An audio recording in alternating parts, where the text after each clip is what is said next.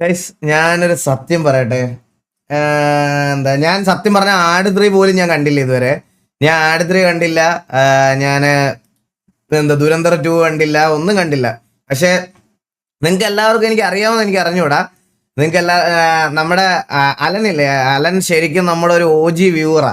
അതായത് നമ്മുടെ സ്ട്രീമിന്റെ ഒരു OG വ്യൂവറാ. അവൻ പണ്ട് തൊട്ടേ നമ്മുടെ സ്ട്രീംസ് എല്ലാം കാണുന്ന ഒരു പയ്യനാട്ടോ, മനസ്സിലായോ? അപ്പൊ അവൻ ഇന്നലെ രാത്രി എന്നെ വിളിച്ചിട്ട് പറഞ്ഞ് നാളെയാണ് ഈകളെ പടം ഇറങ്ങണത്, എന്താ പോയി കാണണം, പോയി കണ്ടിട്ട് അഭിപ്രായം പറയണം കേട്ടാ. ഞാന് ഇന്ന് സത്യം പറഞ്ഞാൽ ഞാൻ ആ ഫിലിം കാണാൻ പോയപ്പം എന്ന് വെച്ചാൽ ഞാൻ പ്രതീക്ഷിച്ചൊരു വാഴ 2 എന്ന് പറഞ്ഞാൽ ഞാൻ ഇതല്ല ശരിക്കും പ്രതീക്ഷിച്ചത്. ആദ്യത്തെ 1 കണ്ട് നമ്മൾ ഓൾറെഡി നമ്മൾ ഫാനായി പോയതാണല്ലോ. അപ്പോ ഞാൻ വേറൊരു രീതിയിലാണ് പ്രതീക്ഷിച്ചേട്ടാ. സാറേ ഞാൻ ഗൈസ് ഒരു സ്പോയിലേഴ്സും ഞാൻ പറയത്തില്ല, പക്ഷെ എന്റെ അഭിപ്രായം ഞാൻ പറയുവാണേ. സാധാരണ നമ്മൾ ഒരു സിനിമ കാണുന്ന സമയത്ത് നമുക്ക് കിട്ടുന്ന ഒരു സാധനം എന്ന് പറഞ്ഞാൽ ചിലപ്പം ഓക്കെ ഒരു അച്ഛനമ്മ ബന്ധം, അല്ല അമ്മ മോൻ ബന്ധമായിരിക്കും, അല്ലെങ്കിൽ ചിലപ്പോൾ ഒരു ലവർ, ചിലപ്പോൾ ഫ്രണ്ട്ഷിപ്പ്. ഇതെന്ന് പറഞ്ഞുണ്ടല്ലോ, ഇതിനകത്തുനിന്ന് നിങ്ങൾക്ക് കിട്ടാത്തതായിട്ടൊന്നുമില്ല ശരിക്കും പറഞ്ഞ. ഇതിനകത്തുനിന്ന് അതായത് ഒരു അനിയത്തി ചേട്ടൻ ബന്ധം നിങ്ങൾക്ക് ഫീൽ ചെയ്യാൻ പറ്റും. അമ്മ അച്ഛൻ, അച്ഛൻ മോന്, അമ്മ മോന്, ഫ്രണ്ട്സ് തമ്മില് എല്ലാം ഉണ്ട്. ഭയങ്കര മിക്സ്ഡ് ഇമോഷൻസ് ആണ്. ഞാൻ അങ്ങനെ സീരിയസ് ആയിട്ട് ഞാൻ പറയാം, ഞാൻ വെറുതെ ഓവറായിപ്പോഴാണ് പറയാം. ഞാൻ അങ്ങനെ സിനിമ കണ്ട് കരയാറില്ല സത്യം പറഞ്ഞ. ഇതാണ് ഞാൻ ലെക്സിൽ പോയി കണ്ട്, ഞാനും വൈഫും കുഞ്ഞും ഉണ്ടായിരുന്നു, വിനീതും ഉണ്ടായിരുന്നു. ഞാൻ അപ്പുറത്തും ഇപ്പുറത്തും നോക്കുന്ന എല്ലാവരും കരഞ്ഞോട്ടൊക്കെ ഇരിക്കുകയാണ്. ഏതെങ്കിലും ഒരു സീൻ പ്രത്യേകിച്ച് ചേട്ടൻ അനിയന്മാരുള്ളവർക്ക് ഇത് ഭയങ്കരമായിട്ട് റിലേറ്റ് ചെയ്യും.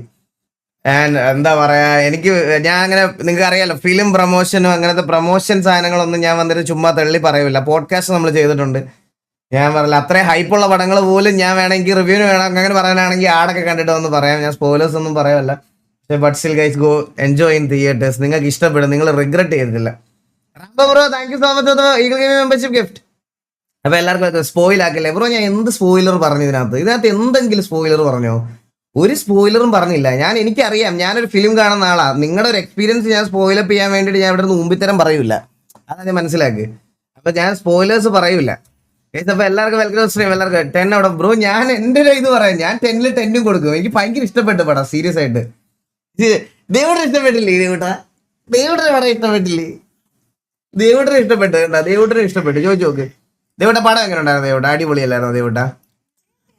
അടിപൊളിയല്ലായിരുന്നോ? അടിപൊളി പടം അല്ലായിരുന്നോ? അടിപൊളി പടം അല്ലായിരുന്നോ? ചാറ്റ് എവിടെ?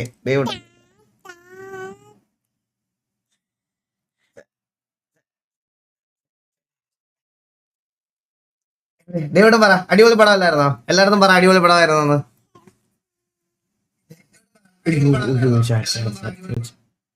ഒരു ഉമ്മ കൊടുത്തേ, എല്ലാവർക്കും ഒരു ഉമ്മ കൊടുത്തേ. ഉമ്മ കൊടു ഒരു ഉമ്മ കൊടുത്തേ. പല്ലൊക്കെ വന്ന് പല്ല് കാണിച്ചെടുത്തേ. പല്ല് കാണിച്ചു കൊടുത്തേ.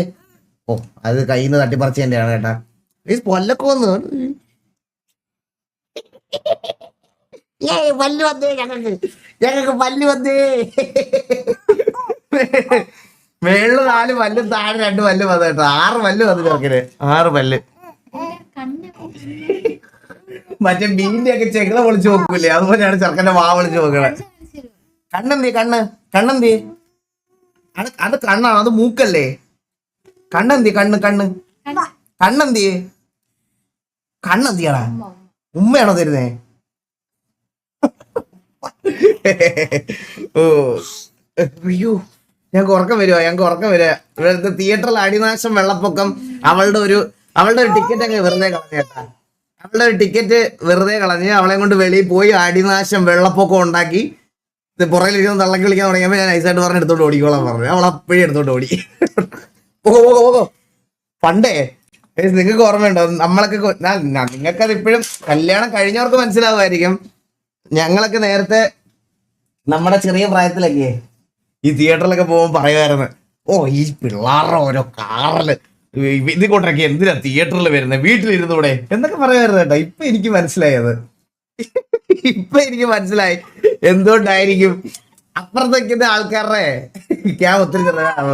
അപ്പുറത്തേക്കുന്ന ആൾക്കാരുടെ അവസ്ഥ എന്താണെന്ന് എനിക്കിപ്പോ ഊഹിക്കാതേ ഉള്ളൂ.